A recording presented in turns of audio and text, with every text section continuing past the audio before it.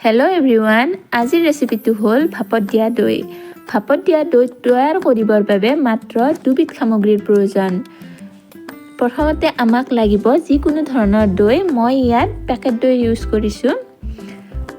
দৈখিনি এখন পাতল সূতাৰ কাপোৰত মেৰিয়াই থ'ব লাগে অলপ সময়ৰ বাবে, যাতে ইয়াৰ পৰা গোটেই পানীখিনি বাহিৰ হৈ যায়।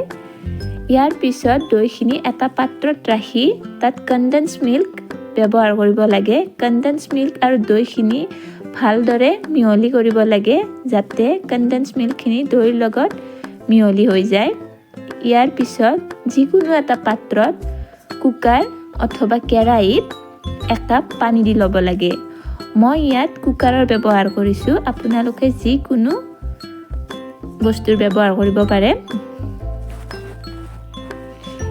ইয়াৰ পিছত মিহলাই থোৱা দৈখিনি অন্য এটা পাত্ৰত ৰাখিব লাগে আৰু ভালদৰে লাহে লাহে থেকেচি দিব লাগে, যাতে ইয়াৰ ভিতৰত থকা এয়াৰ বাবলবোৰ বাহিৰ হৈ যাব পাৰে। ইয়াৰ পিছত কুকাৰটোৰ ভিতৰত দৈখিনি ৰাখি মিডিয়াম ফ্লেম অন কৰি কুকাৰৰ ঢাকন বন্ধ কৰি কুকাৰৰ হুইচেলটো বাহিৰ কৰি দিব লাগে।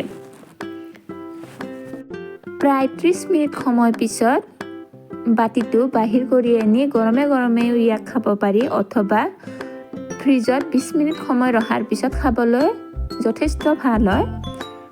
মই ইয়াক প্ৰথমবাৰৰ বাবে বনালোঁ আৰু যথেষ্ট ভাল পালোঁ। আপোনালোকে ইয়াক ট্ৰাই কৰি চাব পাৰে।